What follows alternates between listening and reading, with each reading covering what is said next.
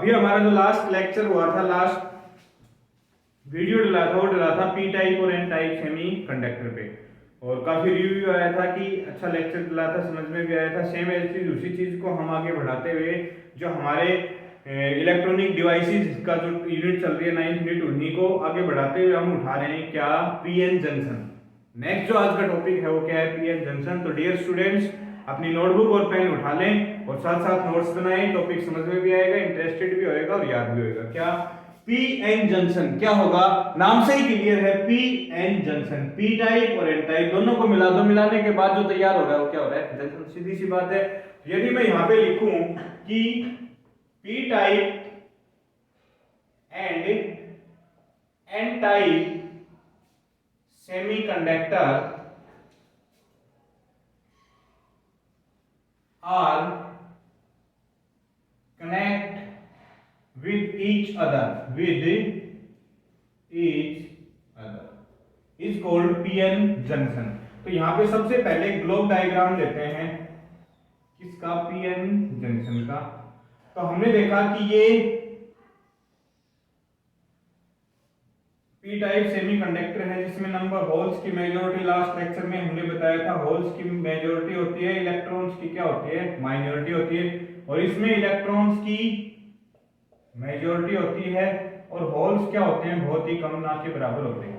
तो ये हो गया हमारे पास पी टाइप, और ये क्या हो गया, एन टाइप। क्लियर हुआ कि हमने देखा है कि P type and N type semiconductor are connect with each other. जब दोनों एक दूसरे के पास मिला देते हैं तो वहां पर जो बीच में बनता है उसको हम क्या बोल देते हैं, जंक्शन। क्या बोल देते हैं, जंक्शन।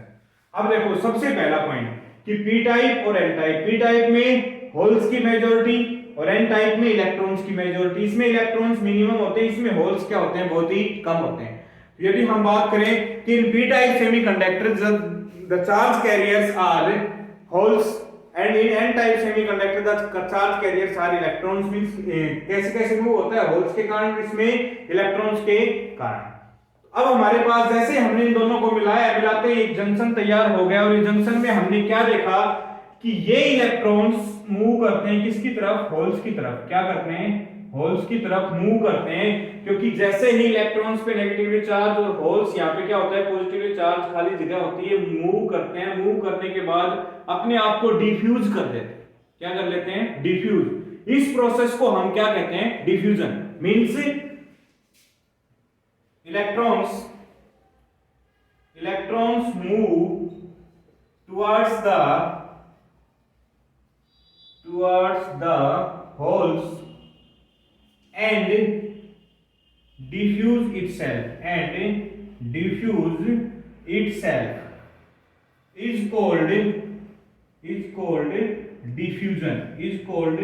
diffusion। समझ में आया कि ये इलेक्ट्रॉन्स मूव करते हैं इस साइड और डिफ्यूजन हो जाता है। क्लियर हुआ। एंड देयर इज, ये पहला पॉइंट हो गया। सेकंड पॉइंट क्या हो गया, there is very small electric current, या फिर क्या बोलेंगे, momentary current। there is very small electric current, momentary current when electron move towards the hole, the holes। जैसे इलेक्ट्रिक करंट मूव करता है, इलेक्ट्रॉन्स मूव करता है होल्स की तरफ, तो बहुत ही कम अमाउंट में इलेक्ट्रिक करंट या फिर मोमेंटरी करंट बोलते हैं, जो कि ना के बराबर होता है। दिस इलेक्ट्रिक करंट या momentary current is called diffusion current. कई बार पूछ लेते हैं, तो आपको पता होना चाहिए कि डिफ्यूजन क्या होता है, डिफ्यूजन करंट क्या होता है। तो क्या हो गया, जैसे जैसे इलेक्ट्रॉन्स मूव करते हैं होल्स की तरफ, तो क्या हो गया, वो डिफ्यूजन, वो प्रोसेस क्या हो गया, डिफ्यूजन। और जो मूवमेंट ऑफ इलेक्ट्रॉन्स के कारण जो करंट हुआ, उस करंट को हम क्या बोल देते हैं, डिफ्यूजन करंट। क्लियर हुआ। दोनों पॉइंट्स नोट कर लेंगे, हो गए नोट। देखो जैसे अब हम इसका एक ब्लॉक डायग्राम और बनाएंगे और उस ब्लॉक डायग्राम से समझेंगे, समझने के बाद इसके जो भी पॉइंट्स आएंगे वो हम देखेंगे। जैसे जैसे ये इलेक्ट्रॉन्स मूव किए, मूव करने के बाद आगे वाले इलेक्ट्रॉन्स मूव नहीं कर रहे, क्यों नहीं कर रहे? सबसे दो तीन पॉइंट्स होते हैं, ध्यान से समझेंगे, दो पॉइंट अभी समझेंगे, एक पॉइंट हम लास्ट में समझेंगे। एक एक पॉइंट क्लियर कर रहा हूं कि ये इलेक्ट्रॉन्स मूव कर रहे हैं होल्स की तरफ, होल्स की तरफ, होल्स की तरफ, तो क्या हो गया? डिफ्यूज कर लिया अपने आप को, डिफ्यूजन हो गया। और जैसे ही मूवमेंट हुआ, मूवमेंट होने के बाद क्या हो गया? डिफ्यूजन करंट हो गया। लेकिन ये इलेक्ट्रॉन्स मूव नहीं कर रहे हैं इन होल्स की तरफ, क्यों? क्योंकि सबसे पहला पॉइंट हो सकता है डिस्टेंस बहुत ही ज्यादा हो गई हो, दूसरा पॉइंट कि इलेक्ट्रॉन्स के पास इतनी एनर्जी ना हो कि जो इस पार्ट को क्रॉस करके इस होल्स के पास जाएं। दोनों चीजें मैं क्लियर कर रहा हूं कि यदि हम बात करें इसका सेकंड ब्लॉक डायग्राम की, यदि मैं बात करूं तो ये हमारे पास क्या हो गया?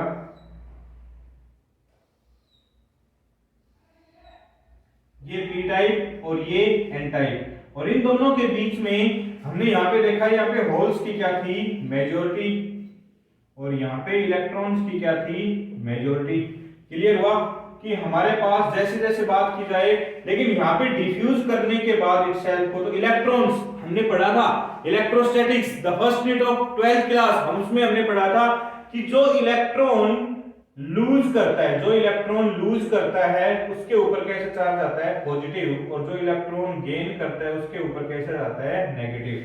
तो यहां से इलेक्ट्रॉन उठ के यहां पे गए हैं, तो इसके ऊपर ये चार्ज कैसा हो गया? पॉजिटिवली चार्ज, और इलेक्ट्रॉन यहां पे आए हैं तो ये चार्ज कैसा हो गया? Negatively charge.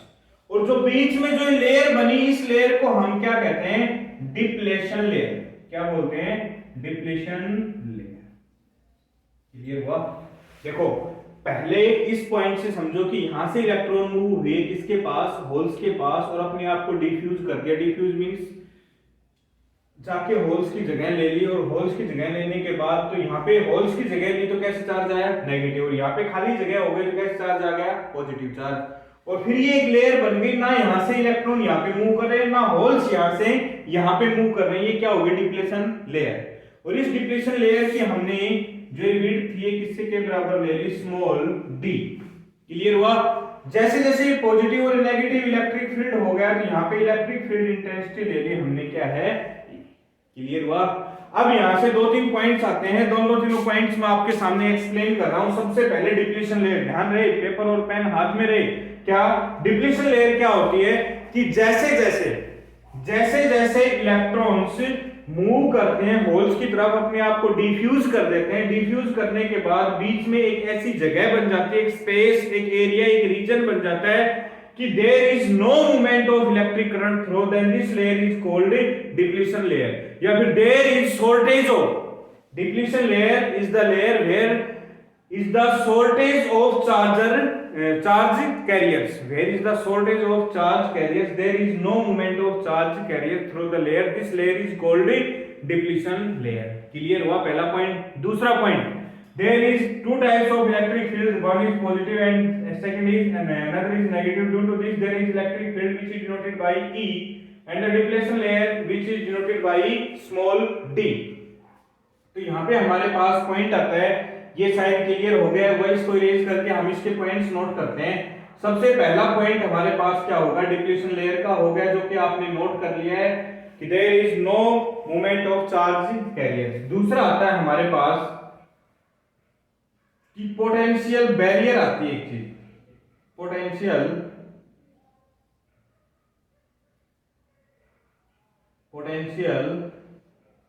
Barrier. Potential barrier की यदि मैं बात करूं तो क्या होता है कि पोटेंशियल बैरियर इस इलेक्ट्रिक फील्ड और इस डिस्टेंस के कारण यहां पे एक पोटेंशियल डिफरेंस आ जाता है इन दोनों के बीच में, कि potential barrier it is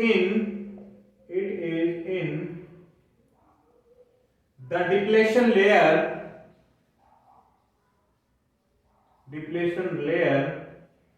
due to which there is no movement of electric charge carriers.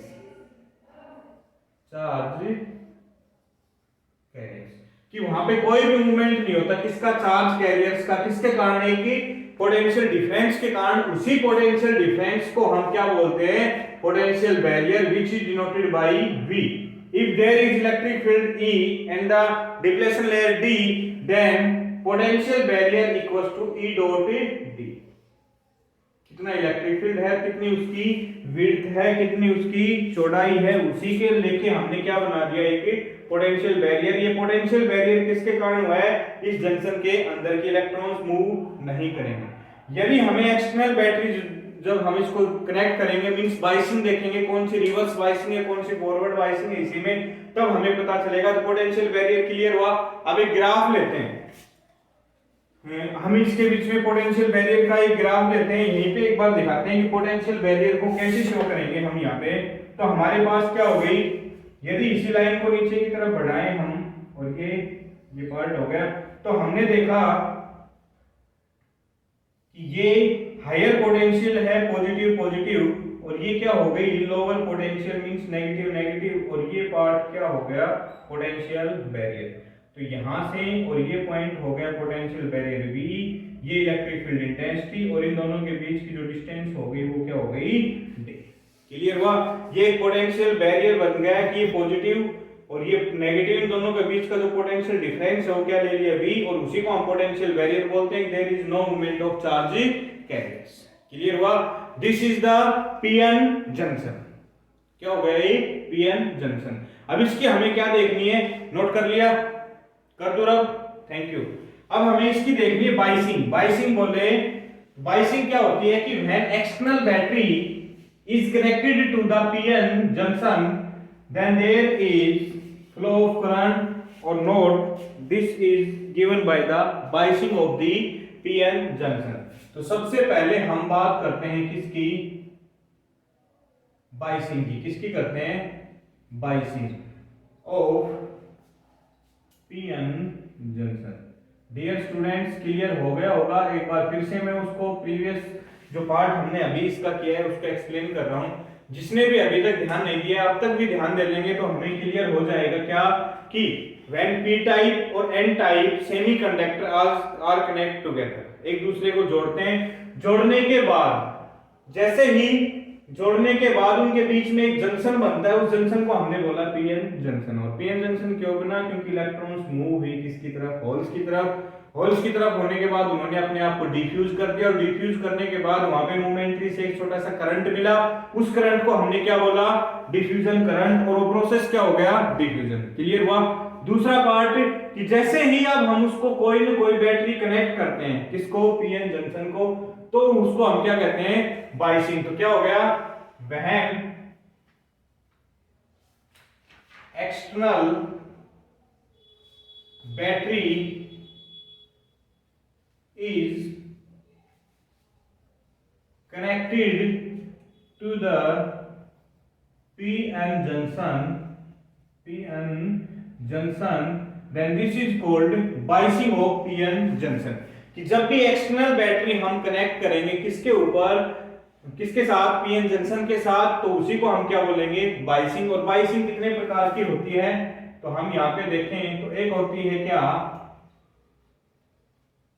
Forward biasing, और सेकंड वन क्या होती है,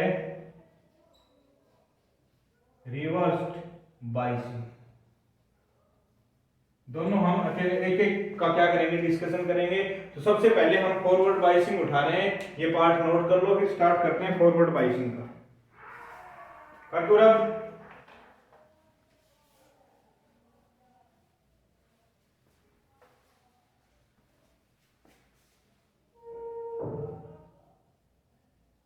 फॉरवर्ड बाइसिंग।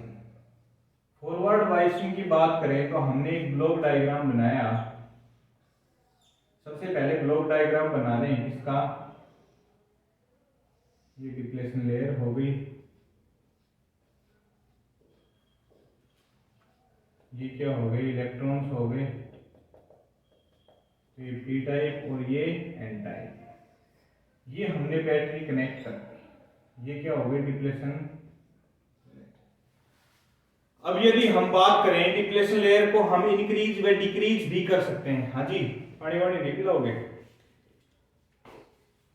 हम यदि डिप्लेशन लेयर की बात करें कि डिप्लेशन लेयर इंक्रीज भी है, बोतल यहाँ पे है,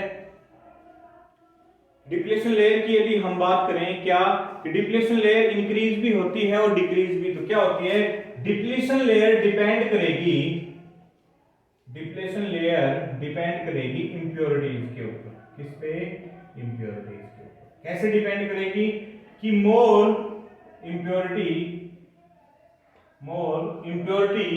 then minimum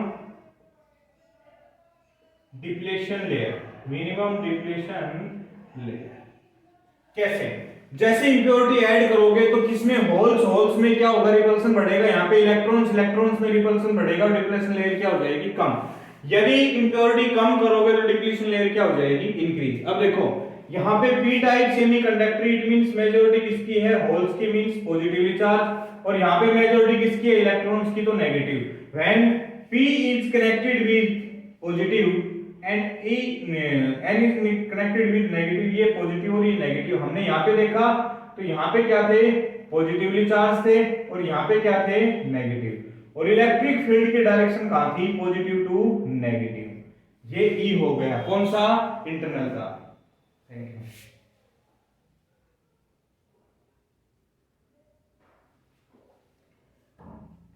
ये इंटरनल इलेक्ट्रिक फील्ड हो गया किसका, इस पॉजिटिव और नेगेटिव, मींस इलेक्ट्रॉन्स ने अपने आप को डिफ्यूज कर दिया किसके ऊपर, होल्स के ऊपर। तो ये क्या हो गया, इलेक्ट्रिक फील्ड इंटेंसिटी कहां से, पॉजिटिव से नेगेटिव। इसमें देखेंगे तो क्या हो गया, इलेक्ट्रिक फील्ड इंटेंसिटी इस बैटरी की, एक्सटर्नल बैटरी की देखें तो ये भी क्या है, पॉजिटिव टू नेगेटिव। तो सबसे पहला पॉइंट, अब यहां पे ध्यान से समझना है एक एक पॉइंट्स को, कि फॉरवर्ड बाइसिंग में क्या होगा कि इलेक्ट्रिक फील्ड बिकम्स डिक्रीज, क्या हो जाएगा, decrease. So V equals to E dot D and V when E electric field is decreased, then potential barrier, क्या, potential barrier also decrease, potential barrier also decrease. क्या है कि electric field becomes decrease, क्यों होगा, क्योंकि ये देखो example से लेते हैं, हमारे पास 20 न्यूटन पर कूलम तो किसकी आ रही है, मान लो पीएन जंक्शन की, और 100 हम बाहर से दे रहे हैं, तो एक इस साइड है और एक इस साइड है, तो हमारे पास कितनी हो गई, 80, मींस क्या हो गई, डिक्रीज हुई है। तो electric field intensity of both electric field intensity are in opposite direction, so electric field intensity becomes decreased when there is forward biasing, and when electric field intensity decrease, then potential barrier also decrease, and when potential barrier is decreased, then there is more movement of charge carriers, more movement of charge carriers, कि charge carriers का मोर movement हो जाएगा, ज्यादा से ज्यादा movement हो जाएगा, किसके कारण, कि जब इलेक्ट्रिक फील्ड डिक्रीज हुई, पोटेंशियल बैरियर भी डिक्रीज हुई, तो मूवमेंट ऑफ चार्ज कैरियर्स क्या हो जाएगा, इंक्रीज हो जाएगा। क्लियर हुआ। सो देयर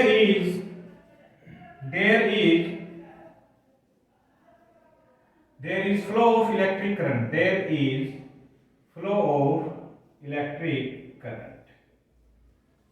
समझ में आया कुछ, देखो पोटेंशियल बैरियर डिक्रीज हुआ, डिप्लेशन लेयर भी डिक्रीज हुई, इलेक्ट्रिक फील्ड इंटेंसिटी भी डिक्रीज हुई, तो इजीली क्या हो जाएंगे, होल्स और इलेक्ट्रॉन्स क्या करेंगे, मूव करेंगे तो क्या हो जाएगा, there is flow of electrons. Clear हुआ। यदि हम बात करें यहाँ पे किसकी, की करंट पॉजिटिव से कहां जा रहा है, नेगेटिव की तरफ। यदि हम बात करें ग्राफ की, तो यहाँ पे हमने ले लिया IF, current throw forward biasing, और यहाँ पे क्या ले ली, वोल्टेज थ्रो फॉरवर्ड बाइसिंग। हमने क्या देखा, एक assumptions लेते हैं हमारे पास कि ये हमारे पास हो गया IF, और सॉरी इधर लेते हैं VF, और इधर क्या ले लिया हमने IF। वोल्टेज 0, करंट भी 0, voltage 0, current sorry 1, current 0, voltage 2, current 0, voltage 3, current 1, voltage 4, current 2, voltage 5, current 3। देखा, तो हमने देखा कि काफी देर तक तो करंट क्या है, 0 है, उसके बाद क्या हो रहा है, इंक्रीज हो रहा है। This is the graph for IF and VF। IF is the current throw forward biasing and current throw reverse, VF is the voltage of reverse biasing। Clear हुआ, समझ में आया। दूसरा पॉइंट, यदि हम बात करें किसकी, कि अभी अभी हमने देखा था, ये हमारी हो गई क्या, पोटेंशियल बैरियर। पोटेंशियल बैरियर करते डिप्लेशन लेयर क्या हो गई, कम हो गई, यहां पे भी क्या हो गई, कम हो गई, तो ये हमारी क्या हो गई, ये वैल्यू भी क्या हो गई, कम। मैं दूसरा कलर यूज कर रहा हूं उसके लिए, किसके लिए, पोटेंशियल बैरियर। ब्लू वाली थी ये तो पहले वाली थी, और जैसे ही फॉरवर्ड बाइसिंग हुई तो ये वैल्यू क्या हो गई, कम। मींस पोटेंशियल बैरियर भी डिक्रीज हो रही है। ये ग्राफ आ रहा है किससे, ये रीडिंग ली हमने, इस रीडिंग से देखा कि पहले तो करंट क्या था, जीरो, उसके बाद करंट क्या हो रहा है, इंक्रीज, क्योंकि अभी भी पोटेंशियल बैरियर जीरो नहीं हुआ, पोटेंशियल बैरियर है। जितना पोटेंशियल बैरियर होगा उतनी वोल्टेज तक करंट का कोई मूवमेंट नहीं रहेगा, जैसे ही उससे ज्यादा जाएगा, ज्यादा जाते क्या हो जाएगी, वो इंक्रीज। क्लियर हुआ। तो this is the characteristics that is forward biasing. Thank you, जय हिंद, जय भारत।